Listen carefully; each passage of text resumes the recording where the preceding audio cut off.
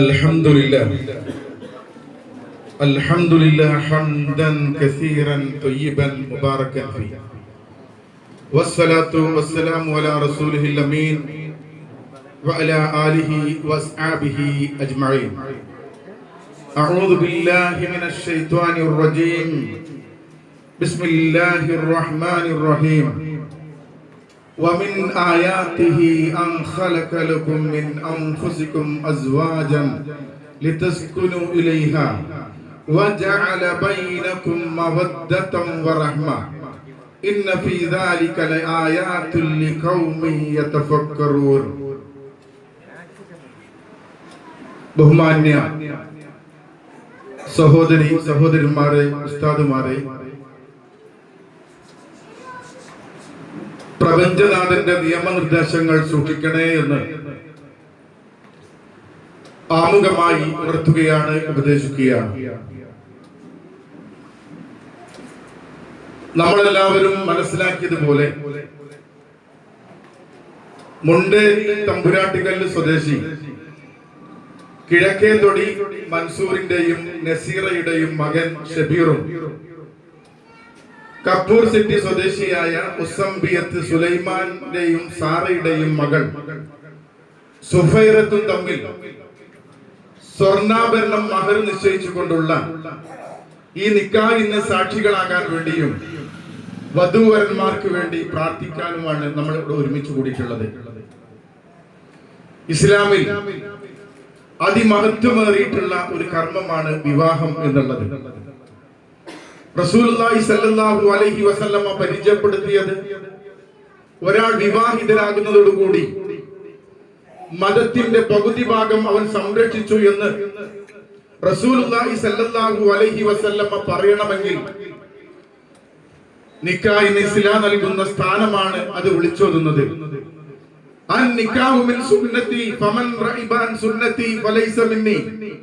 വിവാഹം എന്റെ ചര്യയാണ്, അതിനെ എതിരായി വിമുഖത കാണിക്കുന്ന ആളുകൾ എന്റെ കൂട്ടത്തിൽപ്പെട്ടവരല്ല, മുസ്ലിമല്ല എന്ന് പോലും റസൂലുള്ളാഹി സ്വല്ലല്ലാഹു അലൈഹി വസല്ലമ പഠിപ്പിക്കുകയാണ്. നാം ജീവിച്ചു കൊണ്ടിരിക്കുന്ന ഭൗതികമായ ഈ ലോകത്ത് ധാരാളം അള്ളാഹുവിന്റെ ദൃഷ്ടാന്തങ്ങൾ കാണാം.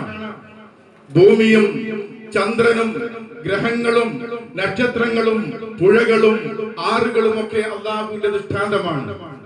അതേപോലെ ഒരു ദൃഷ്ടാന്തമായി കൊണ്ടാണ് പടച്ച തമ്പുരാൻ ഭാര്യയെയും ഭർത്താവിനെയും അള്ളാഹു ഉപമിച്ചത്. വമിൻ ആയാതിഹി അൻ ഖലഖ ലക്കും മിൻ അൻഫുസികും അസ്വാജൻ ലിതസ്കുനു ഇലൈഹാ. നിങ്ങളുടെ കൂട്ടത്തിൽ നിന്ന് തന്നെ നിങ്ങൾക്ക് ഒരു ഇണയെ സൃഷ്ടിച്ചു തന്നു എന്നത് അള്ളാഹുവിന്റെ ദൃഷ്ടാന്തങ്ങളിൽ പെട്ടതാണ്. എന്തിനാണ് കല്യാണം? ലിതസ്കുനു ഇലൈഹാ, സമാധാനവും ശാന്തിയും മനസ്സമാധാനവും കിട്ടാനാണ്. വജഅല ബൈനകും മവദ്ദതൻ വറഹ്മ. ആരാണെന്നറിയാത്ത, പരസ്പരം മുമ്പ് കണ്ടിട്ടില്ലാത്ത, പരിചയമില്ലാത്ത രണ്ട് വ്യക്തികൾ വിവാഹമെന്ന കരാറിലൂടെ അവർ ഒന്നായി മാറുകയാണ്. വജഅല ബൈനകും മവദ്ദതൻ വറഹ്മ. അവർക്കിടയിൽ സ്നേഹത്തെയും കാരുണ്യത്തെയും അല്ലാഹു ഊട്ടി ഉറപ്പിച്ചു എന്നതാണ്. എന്തിനാണ് കല്യാണം എന്ന് ഖുർആൻ പറഞ്ഞു? ലിതസ്കുനു ഇലൈഹാ, ശാന്തി കിട്ടണം, സമാധാനം കിട്ടണം. ഭൗതികമായ നെട്ടോട്ടത്തിനിടയിൽ ഓടിക്കൊണ്ടിരിക്കുമ്പോൾ ധാരാളം പ്രയാസങ്ങളും ബുദ്ധിമുട്ടുകളും പ്രതിസന്ധികളും പ്രാരാധങ്ങൾക്കിടയിൽ ശാന്തിയേകുന്ന, സമാധാനമേകുന്ന, സന്തോഷമേകുന്ന ഒരുത്തി ഉണ്ടാകണം. അതാണ് വിവാഹത്തിന്റെ ലക്ഷ്യം. മഹദി ഖദീജ റളിയല്ലാഹു അൻഹ പ്രവാചകൻ സല്ലല്ലാഹു അലൈഹി വസല്ലമ ഇറാ ഗുഹയിൽ നിന്ന് പേടിച്ചു വരികയാണ്. ആദ്യമായി നുബുവത്ത് കിട്ടിയ അല്ലെങ്കിൽ വിശുദ്ധ ഖുർആനിന്റെ ഒന്നാമത്തെ പാഠമായ സൂറത്തുൽ അലഖിലെ ആദ്യത്തെ 5 വചനങ്ങൾ ഇറങ്ങിയപ്പോൾ പ്രവാചകൻ പേടിച്ചു വരിക. അതിനു മുമ്പ് പരിചയമില്ല. സമ്മിലൂനി, എന്നെ പുതപ്പിട്ട് മൂടണം, പേടിച്ച് വരച്ചു വരിക. എങ്ങനെയായിരിക്കണം ഒരു പെണ്ണ് എന്നതിന്റെ ഏറ്റവും മഹിതമായ ഉദാഹരണം വീട്ടിലേക്ക് പേടിച്ചു വരുന്ന പ്രവാചകൻ സല്ലല്ലാഹു അലൈഹി വസല്ലമയെ എങ്ങനെ സ്വീകരിച്ചത്? നിങ്ങൾ എന്തിനാ പേടിച്ചത്? നിങ്ങൾ അല്ലാഹു നിന്ദിക്കില്ല. പാവപ്പെട്ട ആളുകളെ സഹായിക്കുന്നു, അഗതികൾക്ക് സഹായം തേടുന്നു, കുടുംബബന്ധം പുലർത്തുന്നു. നിങ്ങൾ എന്തുകൊണ്ടും പേടിക്കണ്ട. അങ്ങനെ ആകണം പെണ്ണുങ്ങളെ. പേടിച്ചു വരുന്ന പ്രയാസപ്പെടുന്ന ആളുകൾക്ക് ശാന്തിയാകാൻ, സമാധാനമേകാൻ ഒരു പെണ്ണിന് കഴിയണം. അതാണ് വിവാഹത്തിന്റെ ഒന്നാമത്തെ ലക്ഷ്യം. രണ്ടാമതായി പറഞ്ഞത് യാ മഅ്ശറ ശബാബ് മൻ ഇസ്തതാഅ മിൻകുമുൽ ബാഅ ഫലതസവ്വജ്. ഒരു പെണ്ണിനെ പോറ്റാൻ സാമ്പത്തികമായും ശാരീരികമായും ശേഷിയുള്ളവരെ ഒരു കല്യാണം കഴിച്ചോളി. ഇസ്ലാമിൽ കല്യാണത്തിന് പ്രത്യേക പ്രായമൊന്നുമില്ല. 18, 26, 30 ഇല്ല. തന്റെ ഇടം വേണം. ഒരു പെണ്ണിനെ നോക്കാൻ സാമ്പത്തികമായും ശാരീരികമായി കഴിയണം. കണ്ണടങ്ങിക്കാൻ നല്ലതാ. ഏതെങ്കിലും പെണ്ണുങ്ങളെ കാണുമ്പോൾ അതിന്റെ പിന്നാലെ പോണ്ട. നിങ്ങളെ കണ്ണടങ്ങാൻ ഏറ്റവും നല്ലത് നിങ്ങളൊരു പെണ്ണിനെ കെട്ടല. നിങ്ങളുടെ ചാരിത്രം, നിങ്ങളുടെ ജീവിത വിശുദ്ധി നിലനിർത്താനാണ് കല്യാണം. സഹോദരങ്ങളെ, ഈ ദുനിയാവ് നിറയെ വിഭവങ്ങളാ. അദ്ദുനിയാ കുല്ലഹാ മതാഉൻ വഖൈറുൽ മതാഇ അൽ മർഅത്തു സ്വാലിഹ. ഈ ദുനിയാവ് നിറയെ കണ്ണഞ്ചിപ്പിക്കുന്ന വിഭവങ്ങളാണ്. ഏറ്റവും നല്ല വിഭവം അൽ മർഅത്തു സ്വാലിഹ, നല്ലൊരു പെണ്ണിനെ കിട്ടുക എന്നതാണ്. 4 അനുഗ്രഹങ്ങൾ പ്രവാചകൻ എണ്ണി പറഞ്ഞു. ദുനിയാവിന്റെ അനുഗ്രഹമായി അതിലൊന്ന് നല്ല ഭാര്യ, നല്ല അയൽവാസിയ, നല്ല വാഹന. പ്രവാചകൻ എണ്ണി പറയാ, നല്ല ഭാര്യയെ കിട്ടുക എന്നത് ഈ ദുനിയാവിലെ സൗഭാഗ്യ. എങ്ങനത്തെ പെണ്ണാണോ ഈ ദുനിയാവിൽ നിങ്ങൾക്ക് നിധിയായി സൂക്ഷിക്കാൻ പറ്റിയത് എന്താണെന്ന് പ്രവാചകൻ പറഞ്ഞു. അൽ മർഅത്തു സ്വാലിഹ, നല്ലൊരു പെണ്ണ്. എങ്ങനത്തെ പെണ്ണാണോ? നീ പറഞ്ഞാൽ ഇവിടെ കേൾക്കണം. വിശുദ്ധ ഖുർആനിനും തിരുസുന്നത്തിനും എതിരല്ലാത്ത, ഇഷ്ടപ്പെടാത്ത കാര്യമായാലും നീ പറഞ്ഞത് അവൾ കേൾക്കണം. അതുപോലെ തന്നെ നിനക്ക് മാത്രം സമർപ്പിക്കേണ്ടത് നിനക്ക് മാത്രം സമർപ്പിക്കണം. ധനമായാലും ശരീരമായാലും ഭർത്താവിന് മാത്രമേ സമർപ്പിക്കാവൂ. അവളിൽ നിന്ന് മാറി നിന്നാൽ സമ്പത്തായാലും അവളുടെ ശരീരമായാലും കാത്തു സൂക്ഷിക്കുന്ന നല്ലൊരു ഭാര്യ, അവളുടെ സാന്നിധ്യം നിനക്ക് കൗതുകം ഉണ്ടാക്കണം, സന്തോഷം ഉണ്ടാക്കണം. എന്തടങ്ങറുണ്ടെങ്കിലും പെരേക്കാണ് കേറി തന്ന് ഓളെ മുഖണ്ട് കണ്ടാല് അങ്ങനെ മാറണം. ഇന്ന് മാറുണ്ടോ എന്ന് ചോദിച്ചോ. നിങ്ങള് ഇന്ന് കല്യാണം കഴിച്ച ആളുകൾക്ക് മുമ്പ് കിട്ടിയ സമാധാനം കല്യാണത്തിന് ശേഷം ഉണ്ടോ? നിങ്ങളത് പറഞ്ഞാണി ഉണ്ടോ? എപ്പോഴാ നിങ്ങൾക്ക് ഏറ്റവും കൂടുതൽ സമാധാനം കിട്ടിയാന്ന് ചോദിച്ചാല് പെണ്ണുങ്ങളെ വരേക്ക് വിരുന്നു മുമ്പെന്ന് പറയില്ലേ? എന്തുകൊണ്ട് വന്നു? നമ്മുടെ കാഴ്ചപ്പാടുകൾ മാറി. എന്തിനാ കല്യാണം കഴിക്കണത്? കല്യാണത്തിന്റെ ലക്ഷ്യം എന്താ? ഈ ചെറിയ ഒരു സദസ്സ് കൂടുമ്പോൾ പ്രവാചകൻ വിശുദ്ധ ഖുർആനിന്റെയും തിരുസുന്നത്തിന്റെയും അധ്യാപനം പഠിപ്പിക്കുക എന്ന കാര്യം കൊണ്ട് റെഡിയാ. ബാങ്ക് കൊടുക്കുന്നതിന് മുന്നേ നിർത്തും. ആരും നെറ്റി ചുളിക്കണ്ട. റസൂലുള്ളാഹി സ്വല്ലല്ലാഹു അലൈഹി വസല്ലം പറയാ, ഇത് വിവാഹത്തിന്റെ മഹത്വം പറയാ, വിവാഹത്തിന്റെ സ്ഥാനം പറയാ. ഒരു പെണ്ണെങ്ങനായിരിക്കണം, നല്ല പെണ്ണിന്റെ അടയാളങ്ങൾ പറയാ. റസൂലുള്ളാഹി സ്വല്ലല്ലാഹു അലൈഹി വസല്ലമ പറഞ്ഞാ കേൾക്കണം.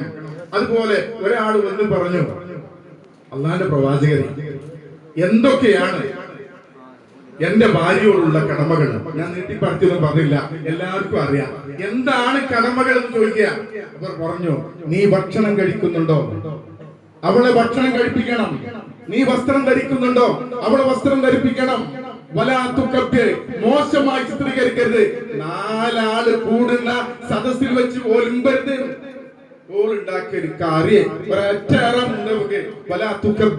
മോശമായി ചിത്രീകരിക്കാൻ പാടില്ല.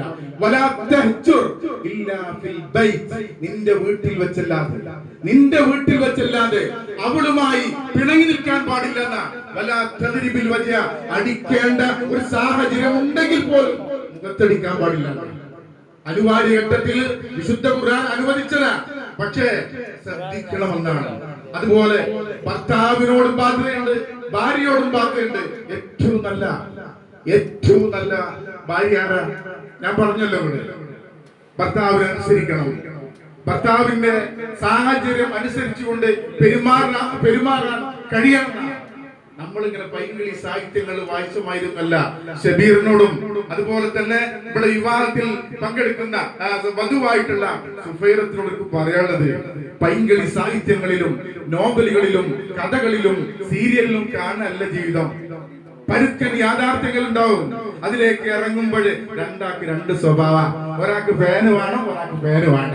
ഒരാൾക്ക് തണുത്ത വെള്ളം വേണ്ട, ഒരാൾക്ക് ചൂടുള്ള വെള്ളം. ഇവരെല്ലാരും കൂടി ഒന്നിച്ച് പോണ്ടേ? നമ്മളൊരു ചെടി വാങ്ങി, അങ്ങാടിയിൽ നിന്ന് ഒരു ചെടി വാങ്ങി നമ്മളെ വീട്ടിലേക്ക് നമ്മൾ നടുകയാണെങ്കിൽ പെട്ടെന്ന് കിളിച്ചു വളരില്ല. വളം കൊടുക്കണം, വെള്ളം കൊടുക്കണം, പ്രൊട്ടക്ഷൻ നൽകണം. അത് ഷബീറിന്റെ ബാധ്യത. ഒരു പെണ്ണിനെ സംബന്ധിച്ചിടത്തോളം സുഫൈറത്ത് മനസ്സിലാക്കേണ്ടതാണ്, ഈ ദുനിയാവിൽ ഏറ്റവും കൂടുതൽ ബാധ്യതയുള്ളത് തന്റെ ഭർത്താവിനോടാണ്. ആണിനെ സംബന്ധിച്ചിടത്തോളം ഏറ്റവും ബാധ്യതയുള്ളത് ഉമ്മയോടാണെങ്കിൽ ഒരു പെണ്ണിന് ഏറ്റവും കൂടുതൽ ബാധ്യതയുള്ളത് ആണിനോടാണ്. റസൂലുള്ളാഹി സ്വല്ലല്ലാഹു അലൈഹി വസല്ലം പറഞ്ഞറിയോ, ഒരു പെണ്ണ് 5 നേരം നിസ്കരിച്ചു, നോമ്പ് നോറ്റു, തന്റെ ഭർത്താവിനെ അനുസരിക്കുകയും ചെയ്താൽ അവൾക്ക് ഇഷ്ടമുള്ള കവാടത്തിലൂടെ സ്വർഗത്തിൽ പോകാനാണ്.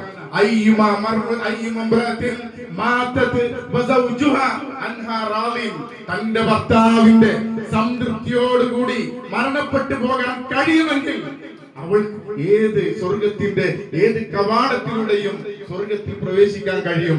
ശ്രദ്ധിക്കണം, നമ്മള് ഖുർആനിനും സുന്നത്തിനും എതിരായി തന്റെ ഭർത്താവ് പറഞ്ഞ കേൾക്കണ്ട. ആസ്യാബി പറഞ്ഞില്ലേ, ആസ്യാബി എന്താണ്? ഫറോവ ആ നാട്ടിലെ രാജാവാണ്, തന്റെ ഭർത്താവാണ്. ഖുർആനിനും സുന്നത്തിനും പ്രവാചകന്റെ ചര്യക്കും എതിരായി ഫറോവ പറഞ്ഞു കേട്ടോ. അവള് പ്രാർത്ഥിച്ചെന്താണ്? റബ്ബിബ്നിലി ഇൻദക ബൈതൻ ഫിൽ ജന്ന വനജ്ജിനി മിൻ ഫിർഔന വഅമലി. പടച്ചോനെ, എനിക്ക് ഫറോവയുടെ സൗകര്യം വേണ്ട, കൊട്ടാരം വേണ്ട, സ്വർഗ്ഗത്തിൽ ഒരു മണിമാളിയെ കൊണ്ടുവന്ന. പെണ്ണുങ്ങളെ, ഖുർആനിനും സുന്നത്തിനും എതിരായി, വിശുദ്ധ ഖുർആനിന്റെ അധ്യാപനങ്ങൾക്ക് എതിരായി തന്റെ ഭർത്താവ് പറഞ്ഞാല് നമ്മൾ കേൾക്കേണ്ടതില്ല. അല്ലാത്തത് മുഴുവൻ ഇഷ്ടമില്ലെങ്കിൽ പോലും നമ്മൾ കേൾക്കണം. അങ്ങോട്ടും ഇങ്ങോട്ടും സുഖദുഃഖങ്ങൾ പങ്കുവെച്ച് മനസ്സ് തുറന്ന് സംസാരിക്കാൻ കഴിയണമെന്ന. ദുഃഖങ്ങൾ ഇറക്കി വെക്കണം. ബിരിയാണി ഉണ്ടായിട്ട് കാര്യമില്ല, മന്തിയും ബ്രോസ്റ്റ് ഉണ്ടായിട്ട് കാര്യമില്ല. കഞ്ഞിൻ്റെതാണ്, താളിപ്പാണ്. പക്ഷെ ആ വീട്ടിൽ നിന്ന് കിട്ടേണ്ട സമാധാനമുണ്ട്.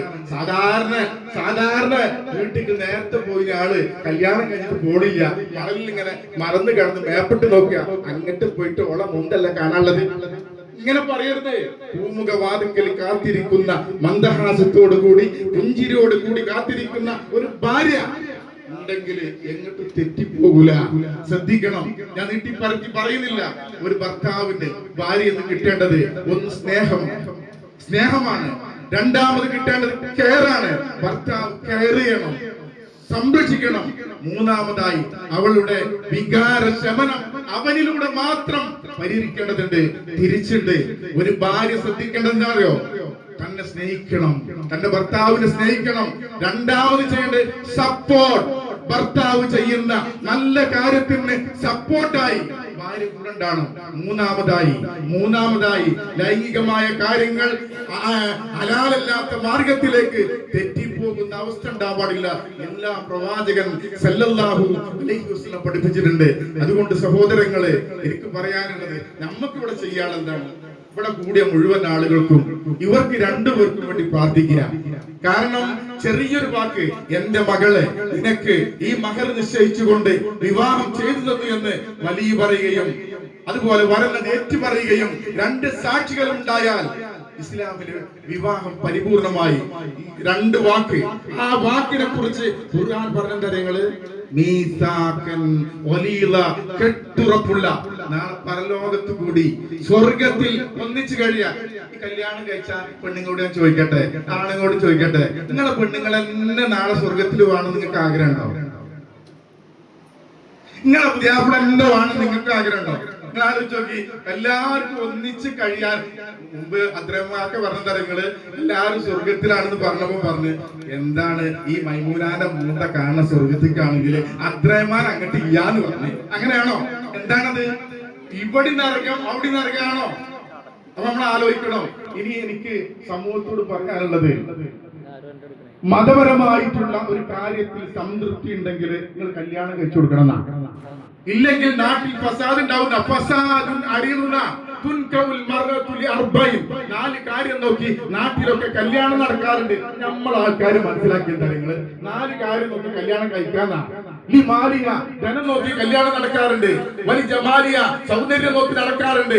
വലി നസബിയ തറവാട് നോക്കി നടക്കാറുണ്ട്. വലി ദീനിയ മതം നോക്കി നടക്കാറുണ്ട്. പക്ഷേ